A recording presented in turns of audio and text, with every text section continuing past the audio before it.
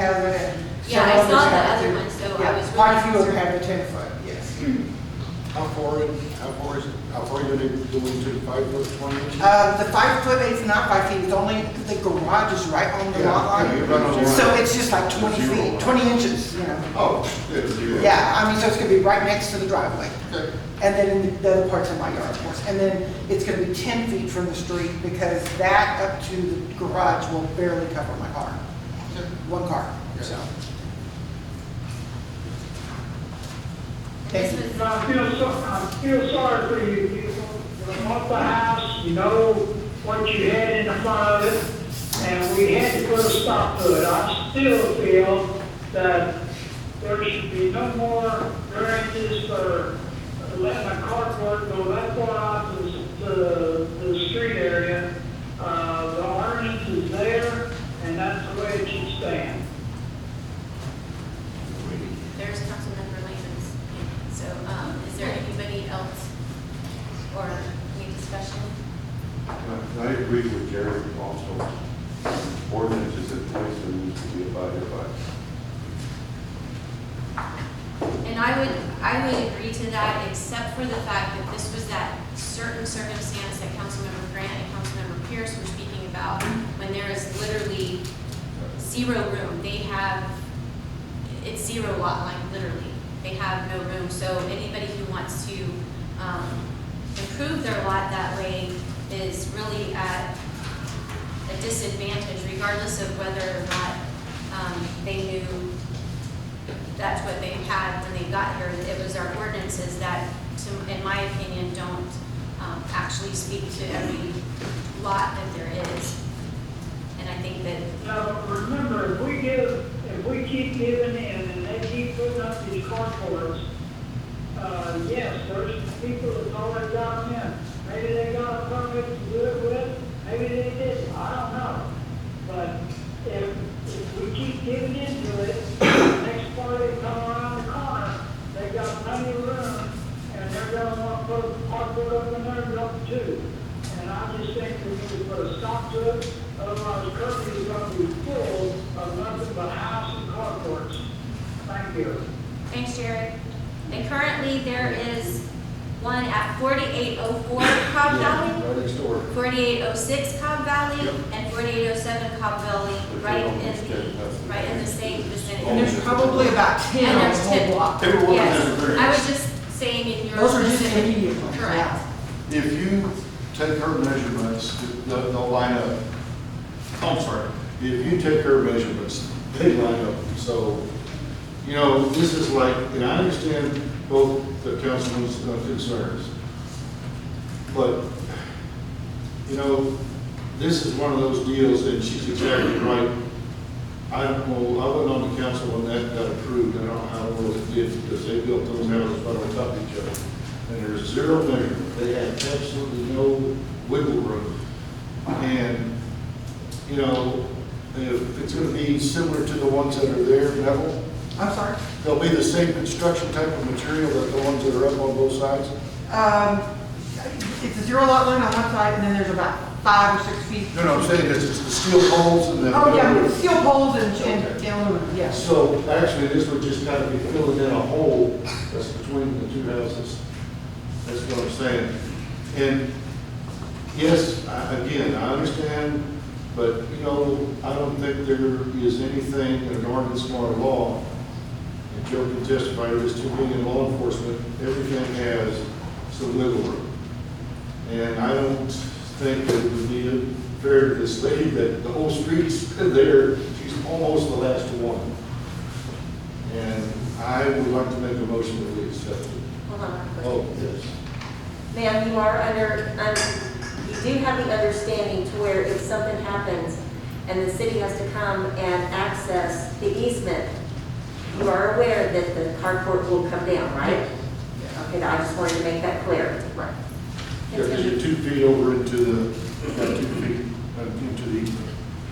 But again, like I say, you're the last one, and it's just, I can't see not, it's just one of those things that pokes, I mean, second, like, All right, we have a motion by Councilmember Grant, seconded by Councilmember Pierce to grant the request for a variance to the zoning ordinance, single-family dwelling R1, section 153.053, to consider permitting encroachment in the 5-foot yard setback and encroachment in the 15-foot front yard setback for the construction of a carport located at CB 4018B, Lot 30, Lot 37, otherwise known as 4810 Cobb Valley, Kirby, Texas 78219.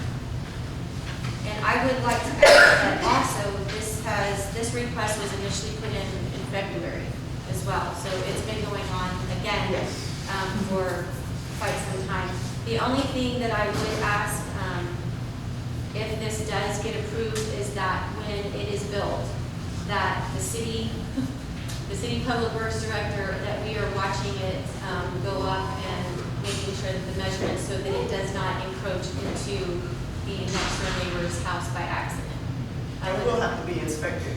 Well, that's what I'm saying, I just want, when that inspection happens, just to make sure that they have that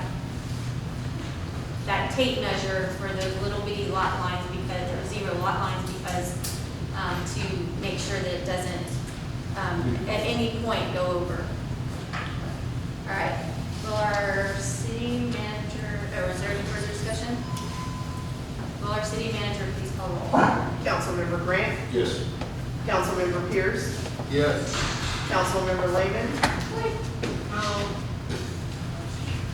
Councilmember Salazar, No. Councilmember Apodaca, No. Mayor Pro Tem Aldridge, Yes. Mayor Pierce. Yes. All right, the motion is approved.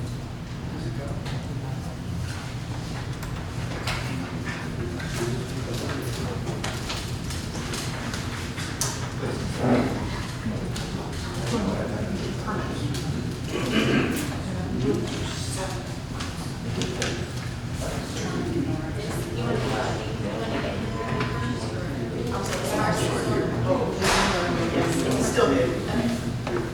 All right, we will move to item 9C, discussion and possible action on preliminary plat, Kirby Old Sabine addition being a subdivision establishing Lot 1 and Block 1 containing 1.753 acres, showing part of Joseph W. Guarantee Survey Abstract Number 258, Bexar County, Texas. Mr. Marston, would you like to cover this one? Oh, that's.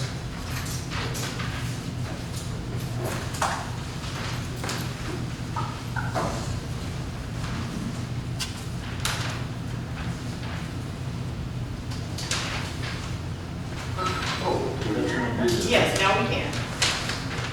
Okay, great. Casey, can I get your hand up? That's Mark Little, also, but the 102. And, if we're covering this one again, it's for the proposed, plat, the property for the downtown development. And, the 1.753 acres, and, lot 1, any questions you may have there. And we also have our city engineer, Mr. Wilson, here. He did, review that and provide feedback in case there are questions for him.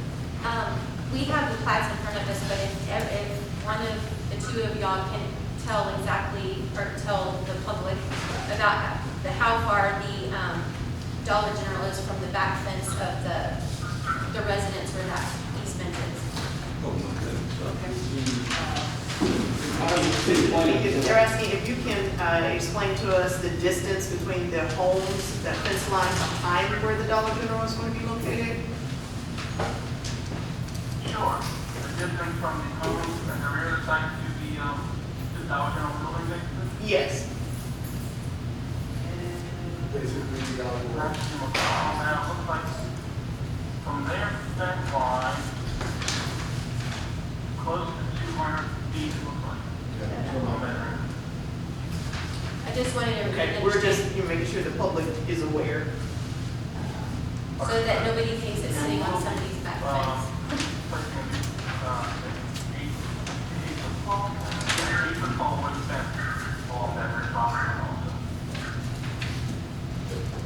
Yes, if I'm looking at this, that won't be the loading dock side of the building, it's the back side, right on the east side? Correct. So that came up at planning and zoning, as well. You'll discuss the loading zone and how that ingress and egress is going to take place. Sure. Yes, first, typical movers, general users that come in off of the Dean Road, they pull to the front area, the front large, push on there, and they do one backward motion, to back up where that loading ramp or dock is there, near the dumpster. And they park right there, unload the receivables, and head on straight out of the site from there towards Old City Road and out of the site. And those trucks typically come on average just once per week typically. Right. And that loading dock is on which side of the building? West. Oh, sorry, that is on the east side, Okay. and southeast over there. Okay, thank you. Yeah, that's With good. the light, if there's a concern light, I think those will be facing, away from the residents. Right. Obviously, they turn those off at this one.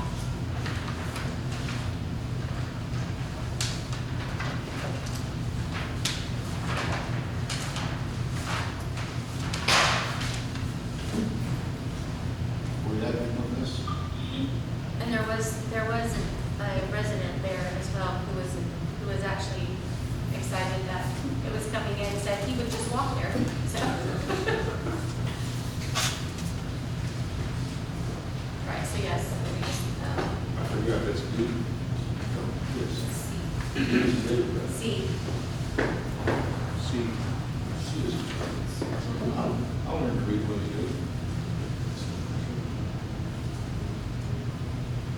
Okay, I make a motion to accept the primary plat, Kirby Seeking Road Edition, being a subdivision establishing lot 1 in block 1 containing 1.753 acres, showing part of the Joseph W. Guarantee Survey and the tract number 258, County, Texas.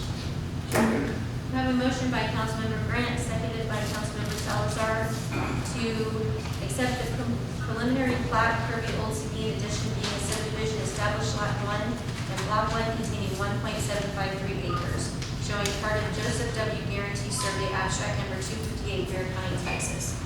Is there any further discussion? Will our city secretary please call roll? Councilmember Grant, Yes. Councilmember